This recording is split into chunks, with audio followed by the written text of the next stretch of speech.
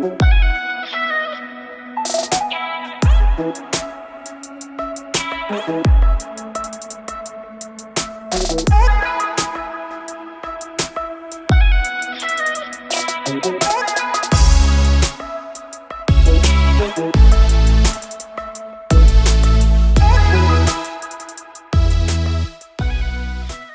hoffe, man versteht mich. Ist ein bisschen windig gerade.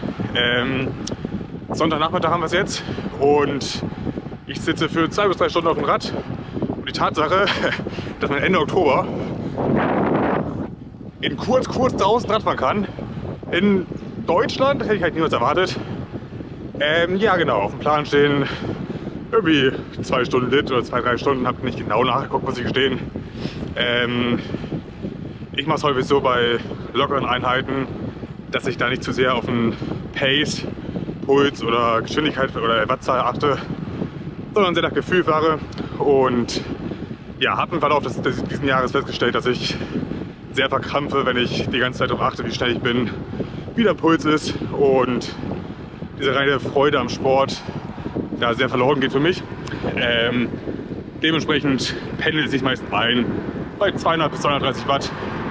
Aber ich sehe das auch nicht zu genau und fahre damit eigentlich ziemlich gut. Also da müssen wir ein kleines bisschen jetzt nochmal drüber reden. Ich finde es natürlich cool, seine gelassene Art und Weise. Ist auf jeden Fall besser als dieses ganze Verkrampfte, was wir einmal im Frühjahr hatten. Das war nicht ganz so gut. Entsprechend gefällt es mir, dass es so locker ans Werk geht. Eine Sache muss ich ja sagen, Tom. Kopfhörer auf der Seite, wo sich die Straße befindet. Ich hoffe, der findet nicht im Ohr Platz.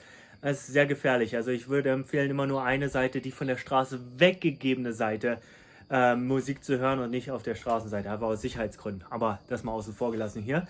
Okay, zurück zu dem Thema mit der Steuerung des Trainings. Also jetzt in der aktuellen Phase würde ich schon auch empfehlen, vor allen Dingen auf den Input zu achten. Das bedeutet auf die Herzfrequenz und einfach da es nicht zu übertreiben. Später dann in der Saison gehen wir meist über und gucken auch ein bisschen mehr auf den Output, also auf die Watt, was wirklich rauskommt beim System. Dementsprechend eine Gelassenheit, die er hier hat, die jetzt in der Anfangsphase mit reinzubringen, finde ich richtig gut. Aber trotzdem, auch wenn man nach Gefühl trainiert, das Gefühl muss etwas geschult werden. Dementsprechend immer mal double checken und reingucken, okay, ist der Puls nicht wirklich zu hoch? Weil man kann einen Tag haben, man fühlt sich gut, hat vielleicht noch einen großen Espresso davor und boom, fühlt man sich super gut, obwohl der Puls eigentlich relativ hoch ist. Also da trotzdem muss man noch ein bisschen drauf achten. Kleiner Tipp von mir. Okay, Tom, weiter geht's. Jo, und nächste Woche steht dann für mich der erste, etwas intensivere Block an. Wir fangen mit so einem Hit-Block an. Ja, wenn ihr das Video seht, habe ich diesen Hit-Block wahrscheinlich schon hinter mir und habe ihn hoffentlich gut überstanden. Wieder noch recht human anfangen mit ein paar 40-20ern und ein paar 20-40er auf dem Rad und sich das dann von Woche zu Woche ein bisschen steigern. Jo, so ist der Plan. Ich werde jetzt noch 2,5 Stunden fahren.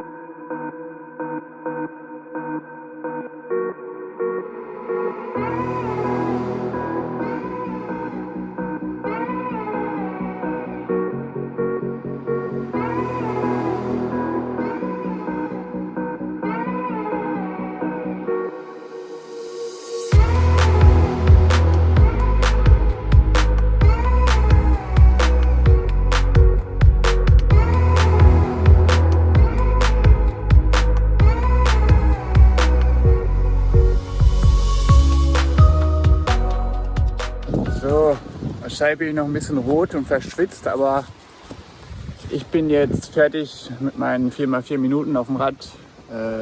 Ja, ein bisschen intensiver mal wieder. Lange nicht mehr 4x4 Minuten gefahren und das tat man wieder echt gut. Das war 1 Minute bei 415 Watt und dann 3 Minuten bei ca. 380 Watt. Das hat sich echt ganz gut angefühlt. Der erste war jetzt nicht so geil, aber ich bin dann ganz gut reingekommen. Und der vierte lief dann hinten raus fast am besten. Und ja, Samstag fahre ich noch ein Crossrennen. Das wird auch nochmal intensiv auf dem Rad. Dienstag bin ich was Intensiveres gelaufen. Und genau, das Crossrennen werde ich auch ein bisschen filmen. Und das werdet ihr dann aber erst nächste Woche sehen. Okay, ich habe extra die GoPro mitgenommen, welche dann nicht geladen war, dementsprechend gerade der Akku leer gegangen ist. Dies also jetzt mit dem Handy gefilmt wird. Ja, es ist Dienstag. Dienstagmorgen stehen standardmäßig Hügelläufe an im Winter. Ich werde jetzt also gleich diesen Hügel 14 Mal auf und ablaufen. Ja, das klingt ziemlich stumpf, ist es auch. Macht es Spaß? Wahrscheinlich nicht.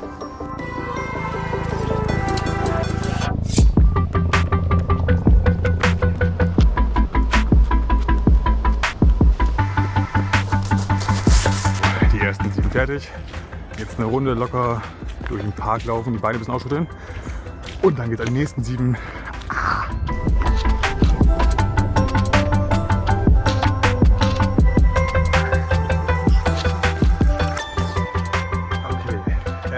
So, ja, 14 Mal im Berg rauf und wieder runterlaufen.